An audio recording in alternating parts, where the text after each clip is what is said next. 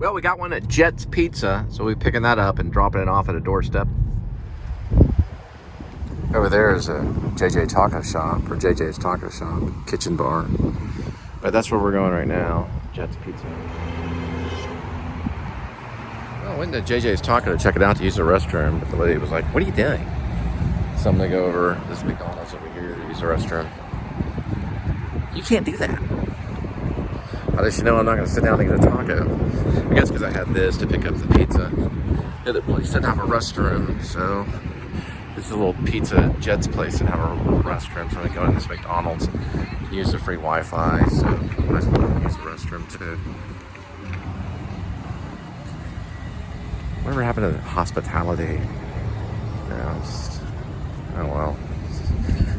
So, you know, she can do that.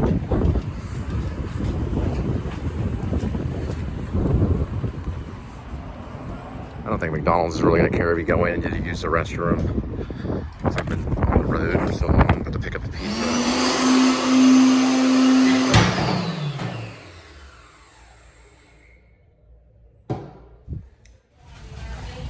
Thanks, appreciate it. Y'all have a good night. They didn't seem to care at all. Yeah, that's McDonald's. The difference between, maybe that's why McDonald's is such a big company. They have hospitality in them. But anyway, I guess because I had the pizza thing, I don't know if they do delivery there or not, but oh well, you know, I see what she's saying. People just can't come in and use the restroom without buying something.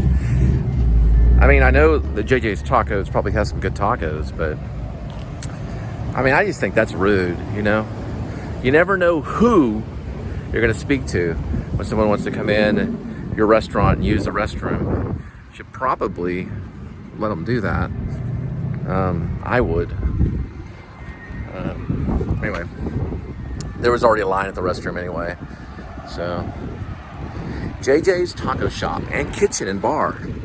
For a rude lady there is not going to let you go in and just use the restroom. I could always come back and order tacos, you know what I'm saying? But it doesn't look that good anyway. The people in there look kind of grumpy. Let me go pick up this Jet's Pizza and we'll drop it off. And I mean, I'm human, you know, I'm sorry. I had to run in. I was going to run in and use it at Jet's Pizza, but they don't really have one, I don't think. I'll show it to you when I walk up here. I mean, I just think it's so stupid, you know? Well, at least McDonald's was there.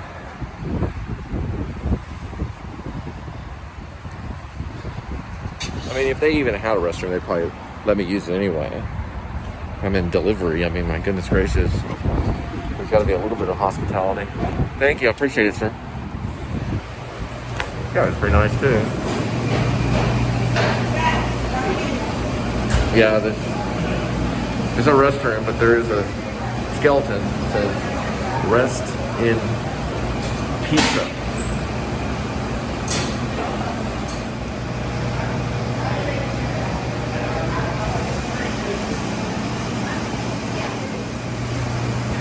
Hi, anybody here?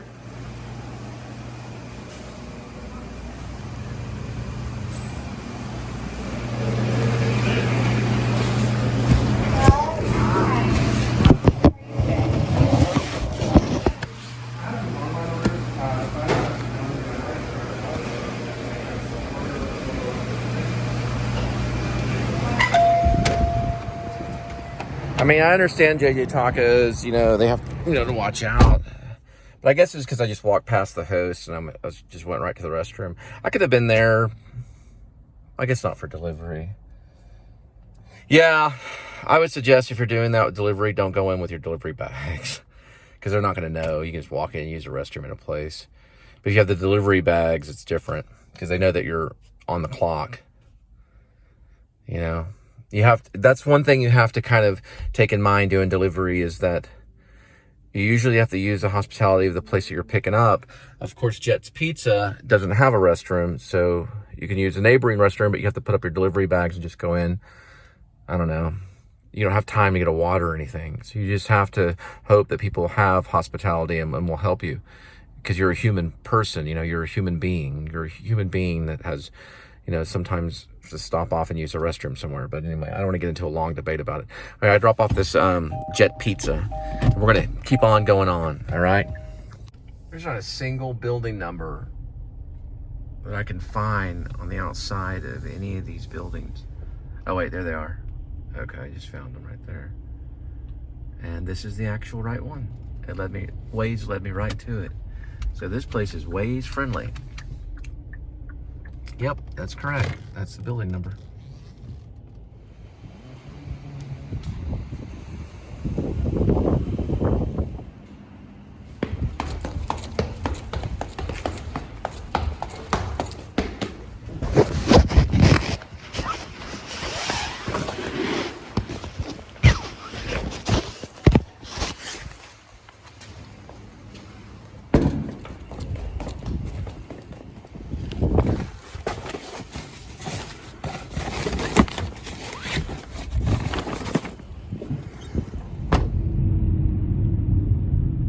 Remember, the whole purpose of marriage is that you're making an agreement. You're making a holy agreement to stay with that person, that spouse, for the remainder of your life. That's the purpose of marriage. There's no purpose of being married for 6 years or 10 years. 10 years you can ask for alimony. But the purpose of marriage is to be with a partner until the end. So that's the purpose of it. There's no other purpose for it. So how Jesus Christ responded to divorce is with marriage. He responded to divorce with marriage. So marriage was the only answer that he gave. So when you go to God and you say, God, what about divorce? He's just going to talk about marriage. He's not going to talk about divorce. He's going to talk about marriage. So the purpose of marriage is a lifelong thing. You cannot break that. Divorce doesn't do it. It never will. To be honest, divorce is only an illusion. It's only an illusion. That's all it is. It's an illusion. Because especially if you have children involved, you'll always be connected to that spouse because of children. But regardless, you made the initial agreement to stay with them. Divorce is a kind of a legal thing that's real messed up. So when you make that commitment, you're really making that commitment when it comes to marriage. It's a lifelong thing. Regardless if you try to get out of it, you don't really get out of it. Because that person's still around. Now, if the person dies, of course, there's some exceptions to that rule because the person's not around anymore. And I guess there's compassion in God and the fact that you can move on from there. But divorce is kind of an illusion.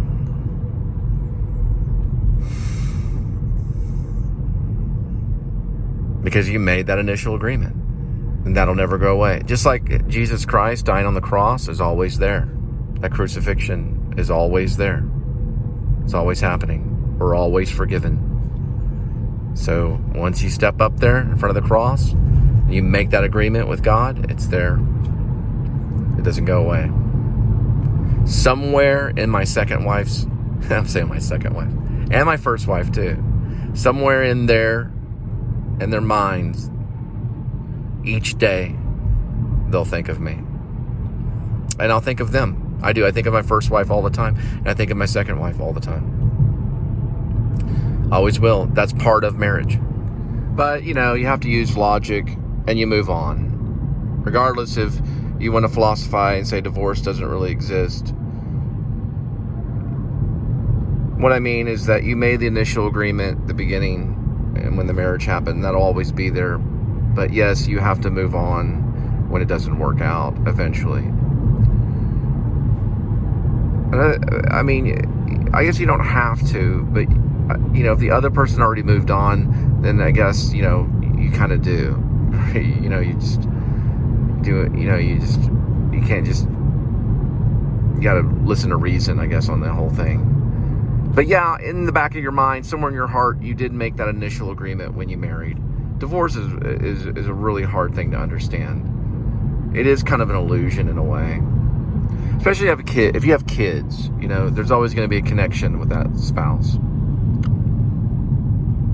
There's something else I was going to say. Give me a second. I want to talk about alcoholism. My first wife was an alcoholic. My second wife was not. So there's a difference between the two. Alcoholism is about the body.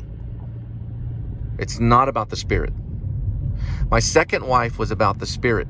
She was devout Baptist, a Christian, devoted her life to God, and she provided me 3 children. Alcoholism is about the body. It's not about the spirit. If you are connected to Jesus Christ, you cannot or you will not be an alcoholic. You will thirst no more. You'll have no thirst for alcohol at all anymore if you surrender your life to Jesus Christ. Remember, alcoholism is about the body, which is about the flesh. It is a flesh issue. It is an issue that is tied in the body, just like our own organs. It's an addiction that's connected to the body. So if you're connected to the spirit and you have Jesus Christ in your heart, you'll have no problem with alcoholism at all. You won't have to have that 1 or 2 beers a day or even 10 beers a day, however bad it gets. You'll have no beers a day. And you'll rarely drink ever because you'll thirst no more. That's what Jesus Christ offers you. He offers you eternal life. He offers you the Spirit. And you'll thirst no more. Those are things I'm sure of. Alcoholism has to do with the body, not the spirit. Because I've been with both types. My first wife was a horrible alcoholic. My second wife, who provided me children, was a woman of God. She was of the Spirit. My second wife, the one that was with God, the one that is of the Spirit, she knows God and has no problems with alcoholism. But if you are not connected to the Lord, then there'll be some type of thing that you will need. You will thirst. You only can escape alcoholism through the help of Jesus Christ. And you'll thirst no more. He provides that in Scripture. He talks about it. I believe it's in Matthew. It's in John 4 through 26. The woman at the well. And he talks about how she will thirst no more if she accepts Jesus Christ. He says to her, if you accept me, you'll thirst no more.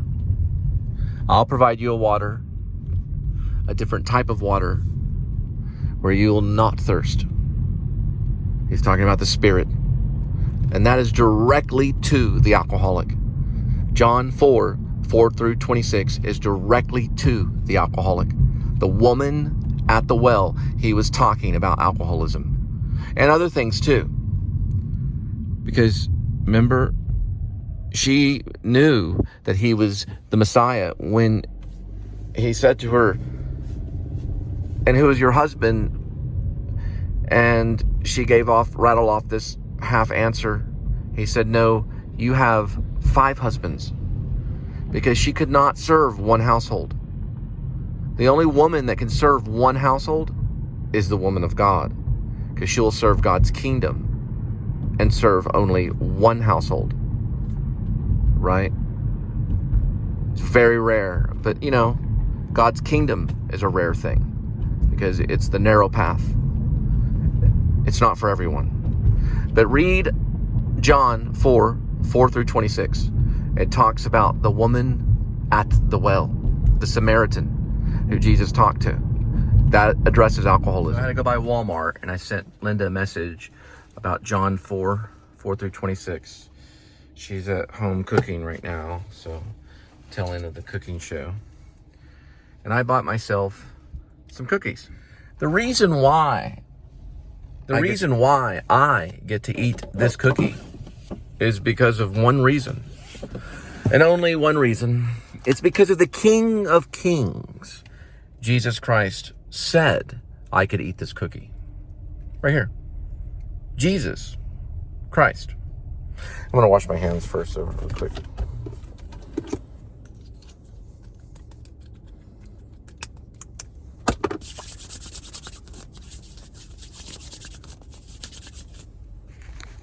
Jesus said I could. Jesus, he's a friend of mine. Not really like an older brother, but a friend.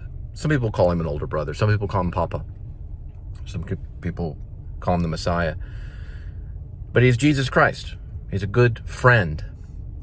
And he said, Cole, I was at Walmart, he said, you can have a cookie, even though I'm about to have dinner, which I probably shouldn't, but I have a long drive until I get back to Fort Worth. I have no idea where I'm at right now. Probably somewhere between Buc-ee's and North Lake and Fort Worth. But I'm not bragging, I'm just letting you know. That's the reason why. I'm going to do a full circle right here. The reason why I get to eat this cookie is because Jesus Christ loves me.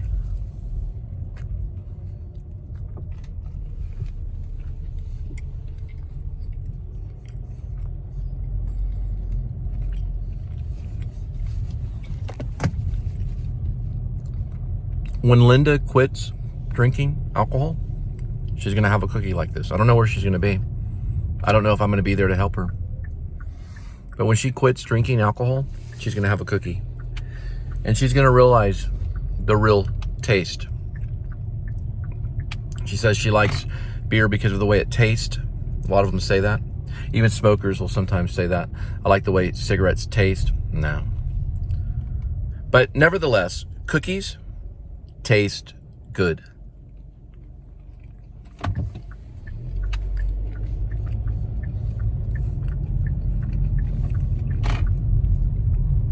That's good taste. Oatmeal cookies, my favorite. My favorite snack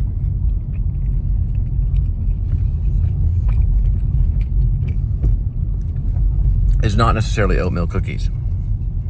It's actually dates from the palm. Medjool's dates. I think Jesus might have liked them too. Although he did talk bad about the fig. Gotta turn the lights on right here. And this cookie's breaking up right here. There we go.